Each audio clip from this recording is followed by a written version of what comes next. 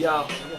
अब म हान्छु हल्का फुल्का ऱ्याप सधैँभरि हुन्थे झ्याप टाउकोमा लगाउँथे ब्याग अनि बोक्थे म लगाउँथे क्याप अनि बोक्थे ब्याग मेरो ब्याग भित्र हुन्छ धेरै कपी अनि कविता यस्तै हो ऱ्याप हान्ने तरिका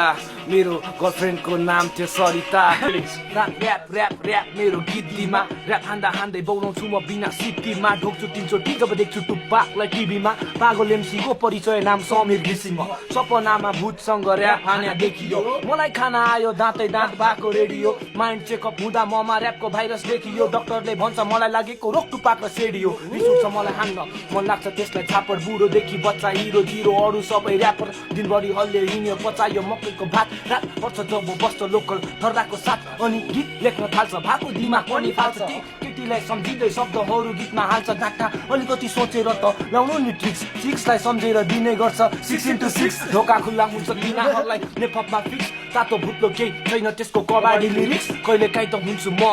आफै कन्फ्युज हिरोको चाहिँ 0 अनि 0को चाहिँ लाख भ्युज मेरो राइम सुन्नु कसैले केही त सिक्छ जोसँग पैसा छ त्यही नेपथ्यमा भिज्छ हामीसँग गाँठ नहोला तर पनि ठिक छ अब केटीएम वेस्ट साइडले बेस्ट ऱ्यापर जित्छ बाल छैन मलाई भन्नेले जेसुकै भनोस् ऱ्याप हान्दिन्छु बबाल बौलाकै दर्जामा गर्नुहोस् मलाई लाग्छ यो गीतले रेकर्ड नै तोड्छ र कुकुर भुक्यो भन्दैमा हात्ती हिँड्न छोड्छ त